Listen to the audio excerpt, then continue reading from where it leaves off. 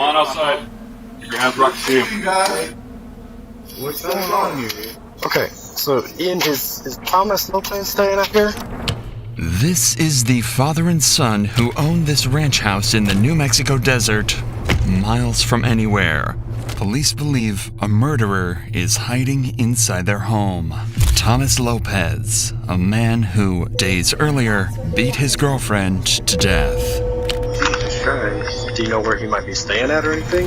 But what makes this interesting is that the son is in fact hiding this man, and the father is about to find out that his son is protecting a murderer inside the vents of his own home. They said he might be in the vent?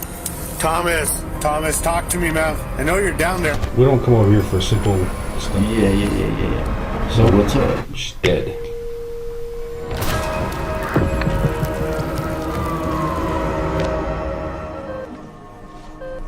On the 24th of February, police were called to a hospital in New Mexico to investigate something horrifying. 26-year-old Sabrina Calderon had just been brought in, unconscious, covered in bruises, barely clinging onto life. So her name is Sabrina Calderon. Is in such dehydration that her kidneys are failing. She is too sick for even us to take her. And who brought her in? I believe they said they thought it was her dad. What is that, would you say? Is that something from being hit? Probably. She's 26 years old. She should not be in this condition. Right. Sabrina is in such critical condition that the nurses are almost certain she won't survive. But what made the hospital so suspicious is that Sabrina's injuries were that of someone who had been viciously beaten, and the man who dropped her off left almost as quickly as he possibly could. The hospital called in police, but with no leads, the cops decided to use her emergency contact info and call up her dad to see if he could shed any light on what just happened. Can you hear me now, Mr. Calderon? Yes. Could you tell me what happened real quick? Why she has these injuries? Yes, Thomas Lopez, he got it from here. I guess at knife point. He took her over there, and... Where's over there? It's a ranch house. He had her locked up in the room, and he was just beating her. She said he was beating her every day. That was almost disturbingly simple. Apparently, a man had taken her at knife point from her dad's home and was beating her every day at a house out on a ranch somewhere in New Mexico. The cops find it extremely strange that he never contacted police, so there is some amount of suspicion to cast on him. Regardless, they ask him for some details about the guy that he claims did this to her, knowing that if this lead hits a dead end, they know who to suspect next. Where does he live at? He was just going from place to place. How did you get her? He ended up taking her to the hospital, and I thank God for that, and dropped off and took off. Do you know what he looks like? I sure don't. Okay. Sure don't. Say his name one more time. Thomas Lopez. Thomas Lopez. Okay. Police now have a name. Thomas Lopez. The victim's father claims that Lopez was the one who both attacked and dropped Sabrina off at the hospital, which would explain why he was in such a big rush to leave. Where do you think he resides mostly? In Carlsbad or in Portales? I mean, he's just staying wherever he could, I guess. It seems like Thomas is going to be extremely difficult to track down. The cops don't have a description of him, he has a common name, and constantly jumps from place to place without a known address. If this guy had gone on the run, it could be weeks before they managed to find him. But that's when everything changed. Sabrina briefly woke up and found the strength to confirm that it was indeed Thomas that had done all this to her, and she managed to give police the address of the ranch her father mentioned, all before taking her final breath and dying moments later. Sabrina had just solved her own murder. Immediately, the cops head to the address heavily armed, knowing that they might come face to face with an aggressive killer. However, there is one problem. Police haven't had time to get a search warrant, meaning that they have no right to enter the home without permission. That means they're stuck outside, knowing that just feet away, a brutal murderer could be hiding.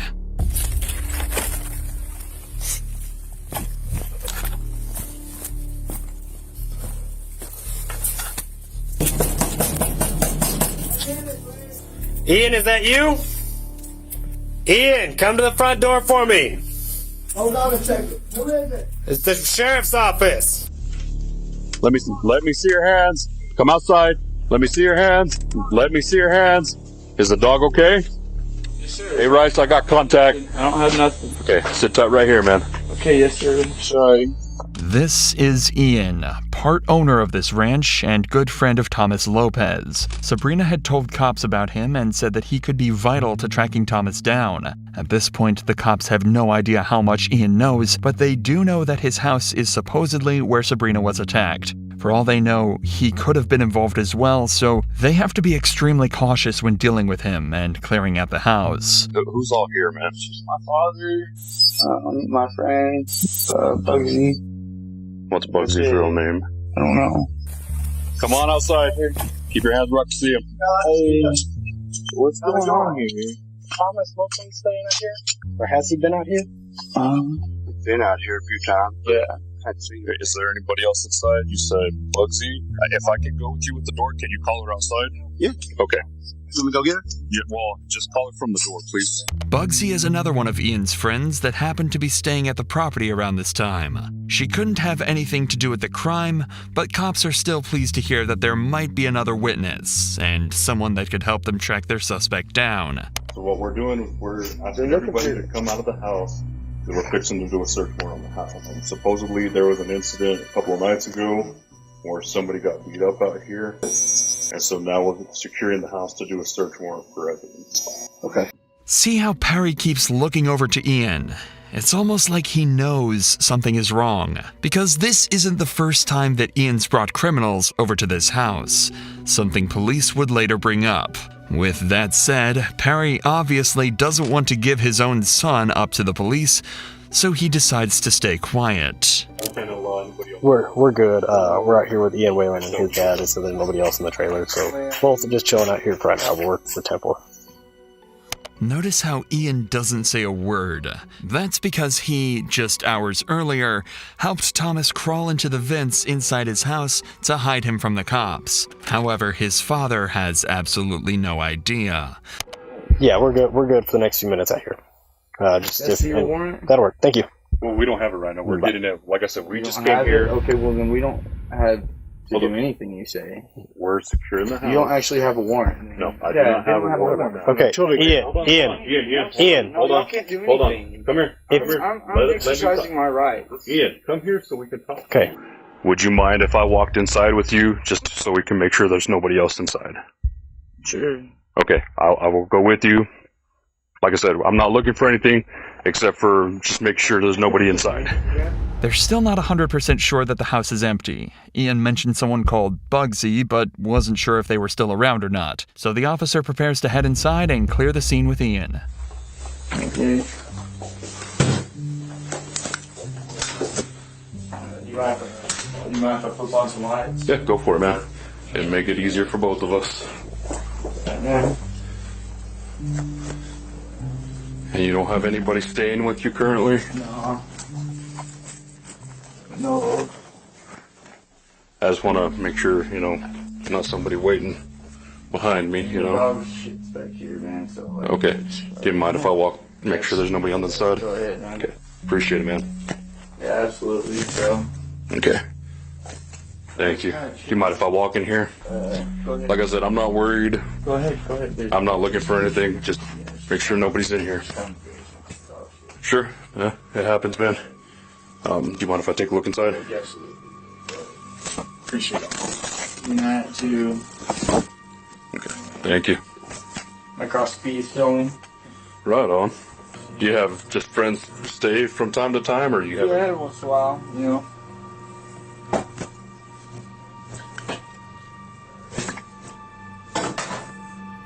Hey. Sorry, my bad. Hey, I'm right here. Okay, come back here. What? You under the covers. Let me see your hands. What's up? Hey, what? There's somebody under the blanket there. You under the covers. Let me see your hands. Let me see your hands. It's not a guy. But you see, it's not a guy. Okay. Alright. Mind coming with us, ma'am? You're looking for a guy. Okay. No, she's fine. You're looking for a dude. We're not looking for her, but we do, ma'am, need to ask that you come outside with us. Clearly, Bugsy isn't the person they are looking for, but she would turn out to be extremely useful to the case down the line. She's been staying at the house recently, so the cops keep her around thinking she might have seen something Ian didn't. The officer then clears the rest of the house and finds it to be totally empty. In the meantime, the officer outside catches Perry up on everything that's been going on at the house lately and what they plan to do in the search. So you're referring to this Thomas girl, aren't you? Yes. Yeah. Thomas has gotten himself into some pretty heavy at this point, so. Yeah, but what I've seen of it, I don't care for the dude. Okay. Keep this between me and you. I'm here trying to make shit right, and I apologize for my son, you know what. Well, it happens. What's up? Okay. Not a dude. Okay. Yeah, obviously not the guy we're looking for, so. Mr. Whalen? Yes. So they're fine where they are right now, but what it's sounding like is the investigators are wanting to do the entire property covered in the search warrant. So What does that mean? well, meaning the car's gonna have to stay here. Okay. They're okay in there for now, but they are asking The entire property? Yes, Y'all sir. want to go through the barns? Yes, sir. That's what it's sounding We like. could probably go do that right now. Well, The well house is locked up and the barn's unlocked. okay. But I could take y'all on a tour if you wanted to. Yeah, we're gonna wait for them to get the paperwork done, just so that I don't think, I'll be honest with you, I don't think Thomas is hiding in the shop or something like that. But on the off chance that he is, I don't want him to have the ability to talk to a lawyer and say, well, they illegally searched the barn. Even if we have permission at this point, we're just gonna kind of stand by and do it by the books of the paperwork, okay? The thing is, Officer Rice was wrong thinking that Thomas wasn't hiding on the property. Had he gone looking for him on his own, things could have ended much, much worse for him. However, the day is coming to an end, and it's time for the officers to go over everything they've figured out so far. However, they can't risk Ian or Perry overhearing any of this. See if you can figure out why that might be, and we'll reveal it after this clip. She's been living here? Probably. Did you ask her? No, I haven't asked her expressly. I would ask her. Because if she has been living here, she might have witnessed this. Sorry, I don't mean to be on edge, but you know, yeah, especially after, yeah. But,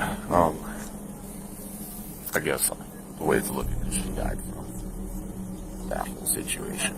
Like those beatings. I see. I'm guessing there was some internal injuries. Okay. So it wasn't like you tracked her down. That's the way it seemed. Okay. The officers are clearly trying as hard as they can to conceal the exact details of the case from Ian and Perry. That's because detectives plan to interview them later, so the less information that gets put into their heads, the better. This is usually for two main reasons. If they're guilty of something, this stops them from changing their answers to hide evidence based on what they know. Or, if they're just a witness, it stops them from giving answers based on what they heard from the cops, rather than what they actually saw, protecting their credibility in court. It should be made clear that this isn't the first time that cops have been dispatched to Ian's house. And in fact, multiple criminals had been arrested here before, though never Ian himself. He just seems to hang around with the wrong people. Let me tell Ian. Okay. Hey, listen, they're expanding the search to the whole property. We cannot take the car. Okay. What? So the thing is with it, Ian, is you guys physically yourselves are not being detained, okay? Any other than I guess today, any other issues going on? No. Nothing? Okay. That's good, I guess. Fortunately, no. Yeah. Got a nice place out here. I'll be more selective about who comes out. Yeah. Yes, dude, honestly, when I lived out in the county, if I had friends over and they brought somebody I didn't know, I would straight up tell them back, guys, I'm cool with all y'all. So, but him, I don't know him. And if I don't know him, he doesn't need to be here. If you haven't noticed, the longer this goes on for, the more uncomfortable Ian seems to get. And as that continues, the cops start to get more suspicious too. After having multiple criminals caught and arrested on his property, you'd think he'd start to be more careful about who comes over. That's what made the cops suspicious here. If he's been hanging around so many criminals, he might feel obligated to cover up for them. That's the main thing on the officer's mind when he decides to bring Ian to the interview room, but they actually decide to wait before questioning him. They have a fairly large number of witnesses for the case, so they want to get as much information from the others first before talking to the riskiest of the group. Ideally, they'll get information that could help catch Ian in a lie and force him into telling the truth. So they start by questioning his father, Perry, the owner of the property. Too many people coming and going. I'm getting sick of this shit. So you were in your room. They had been there a couple of days. You heard her getting slapped. You knew she was getting slapped by the way she was sounding. You peeked out. Ian was telling him, hey, y'all need to calm, quit, or whatever he said. The girl outside, this Elizabeth chick, and some other guy gave the girl that was being slapped after she said, y'all need to help me. But that, apparently, this is two different women. See, I thought the girl that got beat up was not this girl. I don't know. I'll stay back in my room. But you saw a woman getting beat. Yeah, but I didn't think it was her. She was already in Carlsbad, right? Is it time for She just barely got in Carlsbad, probably Friday. It seems that Perry absolutely heard Thomas attacking at least one woman, but wasn't able to confirm who it was. He backs up Ian's propensity to let anyone and everyone over to the house and tells the cops that it was bound to end up badly eventually. If Perry can identify the girl that he saw Thomas hitting, though, it could be a massive help for the cops, as it would mean all the evidence lines up and they can begin their search for him immediately. Suppose we just got you got the faces mixed up? Because you don't seem sure, but you knew it was women. I thought there's two. There is. Thomas did beat up another girl that he has warrants out for his arrest now too. That's why he's running. Does he beat up every woman he comes in contact with? See, I thought we was talking about another woman. I knew of this chick. The picture you showed me. I knew of her going to the ER. But the chick that I heard through the wall saying, y'all gotta help me, was not her. Perry is saying that he had heard Thomas beating a girl up, but that it was a completely different girl to the one that they were looking for. So now, there was even more reason to catch him as soon as possible, as it seems like this wasn't an isolated incident at all. Maybe I'm confused. Because, okay, once she went to the ER, she never went back to the house, right? Okay. I'm thinking of another chick. Does that make sense? No. But we'll figure it out. I'm sorry, man. I'm sorry. This whole thing is just confusing for me. I need to be more involved, I know, with who comes and goes, but, you know, he thinks he's a grown-ass man now. Ian's gonna have to start putting his foot down about who stays at the house. Plain and simple. Well, we need to get this f***er, man. Perry unfortunately didn't have much else to add, so now they turn their attention to Bugsy, their surprise witness who might just have the answers they're looking for. Okay, because you might have seen or heard something that happened out there at Ian's house a couple of days ago. Honestly, I just got there today to do some laundry, so I have. Well, Ian says you were out there a couple of days ago whenever this incident happened. Okay. Okay. Do you know Thomas, the guy that's always out there with Ian and all them guys? Thomas? I mean, I've seen him a few times out there. Yeah. I mean, even if I was there, I didn't see none of that. Did you hear any of it? I didn't. At first glance, it seems like Bugsy might not be as much help as they anticipated. But things can change quite quickly when a witness is told just how serious the situation is. That's why the officer decides to let her in on what happened to Sabrina and see if that jogs her memory at all. The reason we're here is because there's a girl that was with Thomas. Today, she started having complications from what Thomas and Sabrina had an altercation over. Okay. She is now deceased. Unfortunately for the cops, this didn't change the fact that Bugsy hadn't seen anything at the house. However, she was able to give them one piece of information that could end up proving infinitely more useful than what they were hoping for initially. She gave them the address of another house Thomas was known to stay at. Inside that house is actually another one of Thomas's victims, and the police are about to discover that he's actually a serial domestic abuser. This is crucial to build a strong case against Thomas. Good, and yourself? Pretty good. Alright.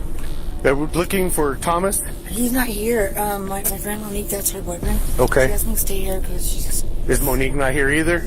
She went out to Clovis. Okay. And I'm just watching. Do you know where Thomas is? He's not supposed to be here. We just here. really need to talk to him. He's not supposed to be here. We changed the locks for her. Changed the locks for her. She's really scared of him, so... Oh, yeah? Yes, we changed the locks for her. Okay. She doesn't have a phone. Was she battered a while back? Yes. Is that what... that? Do you mind if we just make sure he's not in the house? That's fine. You know. What's that? I'm her friend. But nobody else is in this house? Yeah. The only thing is that she called me, said she was scared of him. Uh-huh. My boyfriend changed out the locks for her. He took her phone Oh, he took her phone? Yeah. When you're saying her, who are you talking about? Money. She hasn't been here all day. I can't stay here for her. But she still lives here? Yes. She hasn't had contact with him that you would know of? She pretty much had nothing to do with him? How long ago was their incident that happened? That was yesterday. But she called me and told me to come change out her locks because she's scared of you. It turns out this is the home of the other girl that Thomas had reportedly been beating, which, if anything, is worrying the cops even more. Since we know he's not limiting his violence to one girl, it would make sense if he's hiding out here waiting for this girl to come back home. The homeowner, however, is telling the cops that he's not here and she's not seen him for days. Is she working or where is she at? She just got a rehab. And so she went to Clovis with her daughter. Oh, I mean, I guess that's what I mean. It was about 7:30 yesterday. Does he have any friends around here that we know of? That he hangs out with? Family? I know of him because she's my friend. But I know she don't have nobody who terrorizes her. Do you think he still has her phone? Oh, he does. Get that number. He does have her phone. The officers continued to search every room in the house as well as the attic, but weren't able to find him anywhere. According to everyone they talked to, Thomas had gone off the grid and was nowhere to be seen. But there was still one person they hadn't talked to. The one person that they knew was acting strange from the very beginning. Ian Whalen. If anyone was going to know where he was, it was going to be Ian. So later that night, they brought him into the interrogation room for hopefully the last interview that they'd need in this case. Their cameras are down, so I'm using this thing, okay? Okay. I'll explain to you why we're here talking. You're not in any kind of trouble, okay? Thank God. You're not in any trouble. You have any idea why you might be down here? Well, yes. About what? Because of the fight or whatever, I guess, that Thomas had. Right? You know anything else about it? No. Remember, Ian hasn't been told any details of what actually happened yet. He doesn't know that Thomas killed Sabrina, or even that there was a physical exchange. But that's all about to change in just a few moments. Tom, let's talk about Thomas Lopez. When's the last time you seen him? It's been about like a day or so. Day or so? What about his girlfriend Sabrina? About a day or so. Okay. What happened between Sabrina and Thomas? I just like heard an altercation. I didn't like see anything. I just heard them screaming at each other enough to where it alarmed me. Were they inside your house when they did that? Yeah. When they were screaming? Mm. Okay. Was there anything physical going on, or just screaming? Did you see anything physical? Did you hear anything physical? Did you hear her yelling stop, or him stop, or anything? No? So whenever you heard screaming and stuff, where were they at? Like, I guess it would be like down towards the kitchen area. I don't know, I heard them yelling and whatnot, and I went out there and I was like, hey man, are y'all okay? And they're just like, yeah man, fine, you know. And what did she say? Nothing. It's clear Ian was around when the fight happened, but it seems like he didn't realize how bad things had actually gotten. Apparently Sabrina was actually crying when he went to talk to them, but he just figured it wasn't his business and went back to sleep in his room. Do you know what the fight was about? I don't, and honestly I've got so much stuff of my own crap, like... Okay, when's the last time you heard from Sabrina? I don't know Sabrina. Like, I'm not making this up. Like, But she was, that's Thomas's girlfriend or whoever. I don't even know that. Like, I just know that there was an altercation between. I don't even know if this Sabrina is, if this is who, like... Messed up teeth? I'm assuming that's who it was. So that day that whenever we went out there, was it the same chick? As the officer mentioned earlier, Ian has a habit of letting people that he barely knows stay at his house. But it turns out this is a recipe for disaster. Since people know he likely won't get involved in their business, they see this property as an area out in the middle of nowhere where they can do whatever they want with no eyes on them at all. Initially, this only resulted in smaller crimes, robbery or drug possession. But this time, it turned into something much more serious, and Ian is now about to find out exactly what happened. Do you know why I'm here? No. Remember I told you last time we don't come over here for simple stuff. Yeah. Okay. I remember you told me that. So what's up? She's dead. You're f***ing me. What happened? Do you know? Well, from what she told us before she died was that she was getting her ass beat by Thomas over at your house in the barn with the golf club. Died? Mm-hmm. And so whenever you heard him arguing, when he was saying he was getting pretty rough with her, what did you see him do? Like just slapping her. Slapping her? Well, I'm just trying to figure out what happened. And first of all, I'm telling you, if he was in your house, you didn't even know, so we can get him. From the very beginning, cops figured he knew a little more than he was letting on. Now he knows exactly what happened, how serious it was, and what the consequences will be if he doesn't give up everything he knows. Not only will he be implicated in the crime, but if Thomas is on the property and he ends up harming an officer, that will be his fault. The question is that enough for him to turn in his friend? When's the last time you seen Thomas? When even? Okay. Is he at your house? I don't know. Where does he hide in your house whenever the cops are trying to get him? Where would he go hide inside? We're over there. Okay, the house is secure. We're going to search warrant for it. Where would he be hiding? If he's in your house, where would he be at? You don't want that problem at your house. No. Like, I didn't know. Have you seen Thomas? Dead. Have you seen Thomas today? Tell me the truth, man. Yeah, I mean. Where was he at when you seen him? In the house. Okay. Was he there when the cops got there just a while ago? Ian, can we take the... Oh, just a... Can take that. This is Ian's ultimatum. Ian had been put in a scary position. He knew what the right thing to do was, but he was also terrified of this footage getting out. Amongst the people he hung around, he didn't want to be seen as someone untrustworthy, so he asked for the camera to be turned off and told the detectives the truth. Ian admitted that Thomas was at his house. In fact, he was hiding in the vents. Apparently, that's where he was the whole time. Now the cops knew exactly where he was, but getting to him would be no easy task. To arrest him, they'd have to try everything they could to make contact with him, or else get into the cramped vents with a known killer. Right. I mean, he knows we're here, yeah. I assume he knows we're going to come back, I guess. I don't know. In the interview, they said he might be in the vent.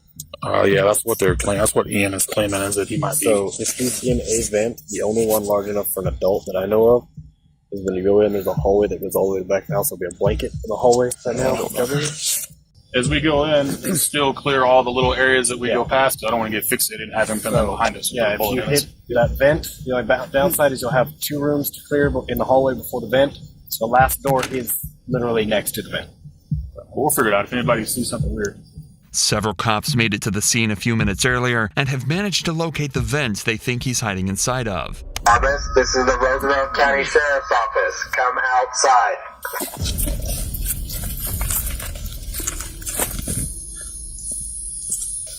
He's not answering or nothing. You try. He might answer me. Let him know if he doesn't respond. He doesn't come out. Yeah. No, I don't. Look around here.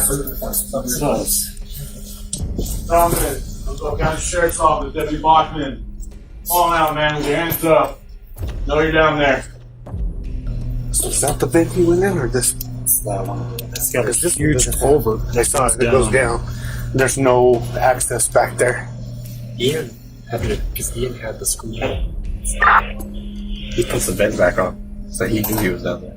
The officers are right. The vent cover couldn't have been put in place from the inside, so Ian had to have helped him hide. But they'll figure out what to do about that later. For now, they need to figure out a way to get Thomas out of the vents. To start with, locate his exact position, and they came up with a creative solution to do this. He was right there. How far, approximately? He's all the way at the far end down there, and then another vent to that. Just trying to see if there's a mirror. I got a good point. Just needs duct tape and a little mirror. There's probably duct tape in the garage. You take a phone and a flashlight together and stick down in there just so we get some really good light and light them up. And just confirm. It sounds far-fetched, but after pointing a phone and a torch deep into the vents, they were able to confirm precisely where Thomas was.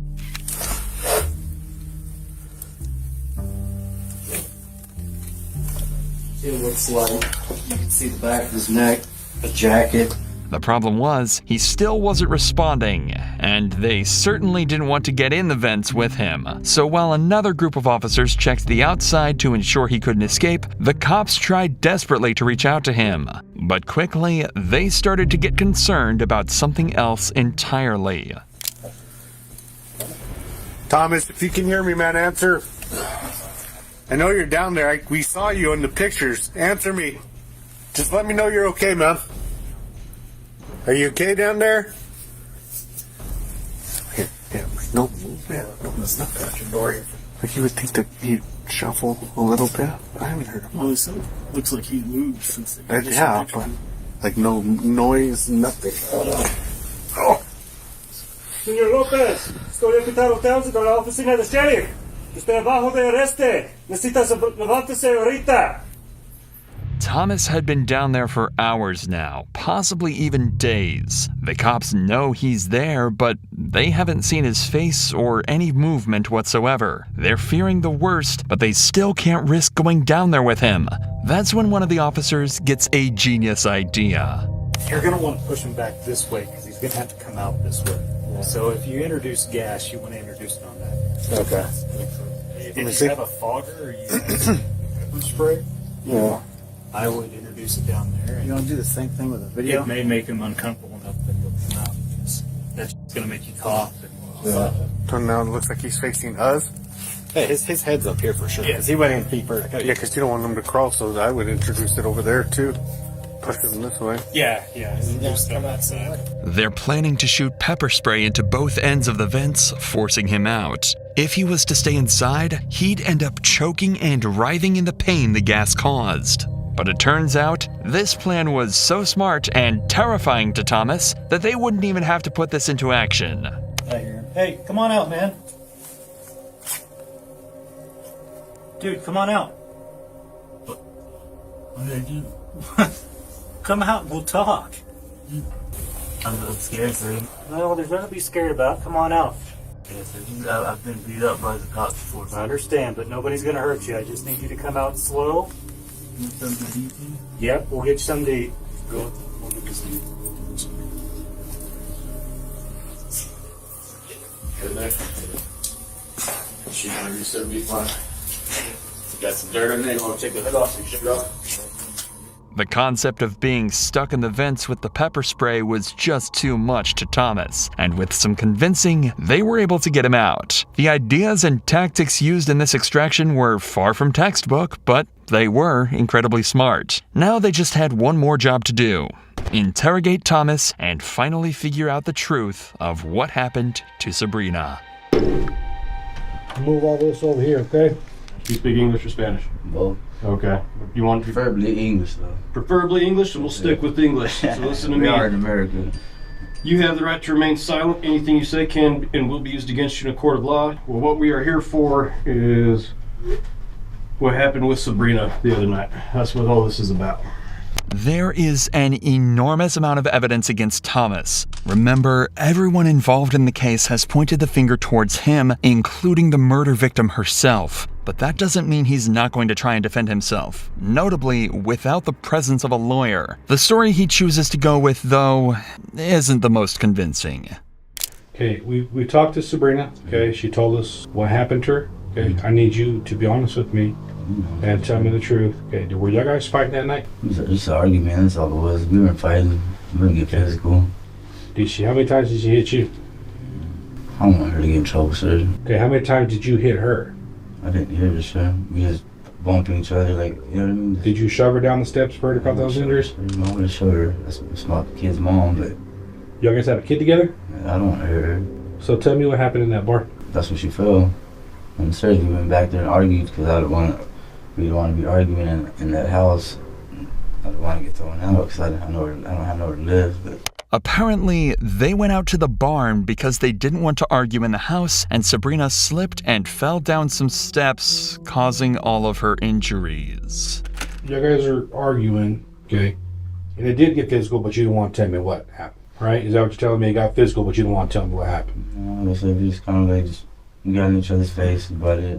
Was that the same night you took her to the hospital? I mean, it was ongoing for like a couple of days. So you guys were just like basically arguing for 2 days? Pretty much. When was the pushing and shoving?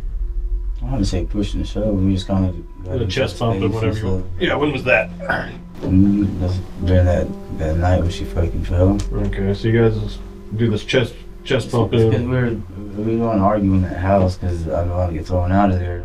Thomas is also claiming that he didn't hit her or even push her around. The worst they did was get into each other's faces and bumped each other's chests. As I'm sure you're aware, that's not exactly consistent with Sabrina's injuries or what she told the police. But Thomas's story gets even more unbelievable as he continues. So then you guys go out to the barn. What happens next? We're just sitting there, just smoking a cigarette and stuff. We're up there. So you guys go up, and you like upstairs in the barn? Is that what you're saying? Yeah, in that loft. We start up there, and then she starts coming back down, and she fucking loses her footing, and there she goes down the damn steps. So when was the pick her up, walk her to the house, and she's like, well, if I can't bear it no more, then I need you to take me to the emergency room. So when was the chest bumping or all of that? Where was that at? It's kind of in the beginning when we got in there, then that's when. How'd she fall down the stairs? She lost her footing, I guess. Like, you look at the stairs and there inside that place, there's a big ass gap between each. It's not constructed pretty good. It's like some shit somebody just put together. Like, are we talking from the top all the way to the bottom? It's like halfway. Maybe towards the bottom, she lost her footing. Okay. There's all kind of junk and stuff that's in that barn. Yeah. So, not only did Thomas not have anything to do with her injuries, but when she got hurt, they'd already made up. He believes that this story has explained away why Ian will have heard shouting in the house, why they went out to the barn, and why Sabrina got such horrific injuries. This is why it's so important that detectives keep as much of the evidence as possible secret. He's constructed a story that technically covers up all the evidence that he thinks exists, and while it's not comprehensive, it would definitely make proving his guilt in a courtroom slightly harder. But it doesn't explain a huge number of other things, like how the injuries were sustained by a golf club or the drugs Sabrina said he injected her with. Both things he doesn't know the cops know about. And in fact, he was never able to explain these other things away. There was simply too much evidence for Thomas to deal with, and he chose to plead guilty at his trial. Nurses from the hospital told the jury that Thomas had initially told them she'd fallen down the stairs too, but Sabrina immediately refuted this claim when she woke up. She said he'd hit her multiple times with his bare fists, struck her multiple times full force with a golf club, and had her tied up to a chair in the barn for a large amount of time while this all happened. Even worse, she said this had been going on for around a month, and for the entire time, she felt as though she had been held captive. Obviously, there wasn't much Thomas could do against this defense, and he was convicted of murder, kidnapping, and resisting an officer. He was sentenced to 18 years behind bars.